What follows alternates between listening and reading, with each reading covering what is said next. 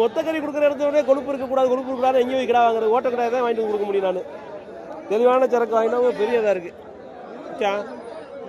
எவ்வளோ 10 7 கொடுத்தாருங்க. நேரம் நல்லா இருந்திருக்கு. அப்போ போயிட்டு போகிறார் நம்மளோட கறிக்கடை கட்டாது வச்சார். இடம் நிற்காது. வாங்கிட்டு போன யார் இதுக்கு வாங்கிக்கிறீங்களா? வாங்கிட்டு போன யாரு வளர்ப்புக்கா?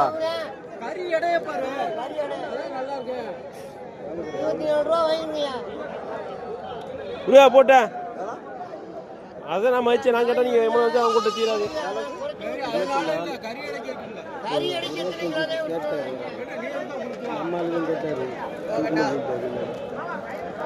அதான் அப்படிதான் அளவு.